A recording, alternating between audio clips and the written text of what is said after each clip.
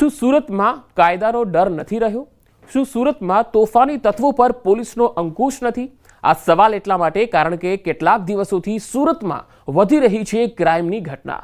ગુનેગારો બેફામ થઈ ગયા છે. અસામાજિક તત્વોને જાણે પોલીસનો કોઈ ડર નથી રહ્યો.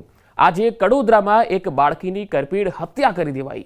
ચોંકાવનારી વાત એ છે કે આ બાળકી માત્ર 6 વર્ષની હતી અને આ તરફ સુરતના ઉત્તરાળ વિસ્તારમાં પ્રેમીએ પ્રેમિકાના પુત્રનું અપહરણ કરી 10,000ની ખંડણી માંગી. પરિણીતાએ સંબંધ રાખવાની ના પાડી તો પ્રેમીએ અપહરણ કર્યું. જો કે પોલીસે બાળકને હેમખેમ છોડાવી આરોપીને પકડી પાડ્યો. સુરતમાં એક મોડલની કાર સળગાવવાના મામલે આખરે મુખ્ય આરોપી મિતેશ જૈનની ધરપકડ કરી લેવાઈ. પોલીસના મતે મિતેશ જૈનના કહેવાથી કાર સળગાવાઈ હતી. આ અગાઉ કારમાં આગ ચાપનાર 2 આરોપીની પણ ધરપકડ થઈ ચૂકી છે. આ તરફ બારડોલીમાં 500 રૂપિયા જેવી નજીવી બાબતને લઈ એક મિત્ર સાથે 3 મિત્રો બાખડ્યા અને પોતાના જ મિત્રને લોહીથી લથપથ કરી મોતના મુખમાં ધકેલી દીધો.